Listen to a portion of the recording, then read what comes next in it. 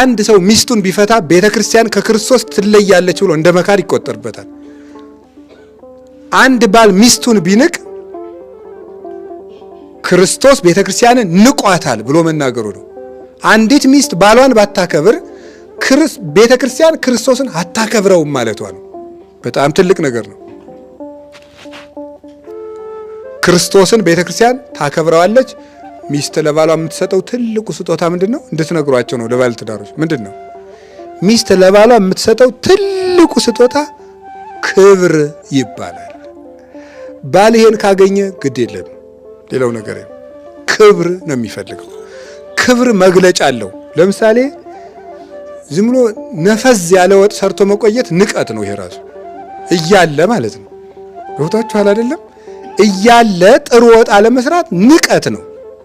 ቤቱ ወንድ የለውም ብሎ መናቅ ነው።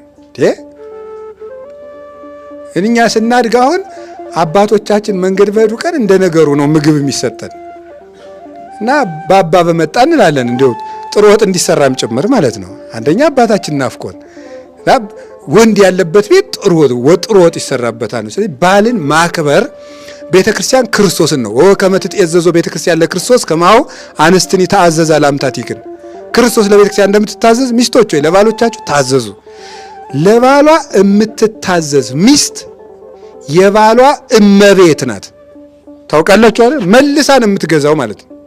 ከታዘዘችው ገንዘቡን ምንጭ ከጓደኞቹ መሃል ሲያወራ ማክበር፣ ሲመጣ ተቀምጣ የነበረች ተነስታ ጫማውን ብታወልቅለት፣ ልብሱን ብታጥብለት፣ ከሰው መሃል ሲያወራ እውነትህን ነው ብትለው፣ የእውነቴን እኮ ነው የምነግራቸው ማለት ነው። እንደዛ ብትለው በስላሴ ከዚያው ንጉሠ ነገሥት ነው። ወንድ ለክብሩ ነው የሚጨነቅ። ገብቷችኋል? የፈለገ ቢሆን እንዲሁ ከዋሸም ዞር ብሎ መጥፋት ነው። ብለሻል ደግሞ ብሎ እንዳይጠይቅ አይደለም አንቺ ሊል ይችላል። መስክሪ ብሎ ደግሞ እና የዚያን ጊዜ ዞር ማለት እና ከቃሉ ጋር ናችሁ።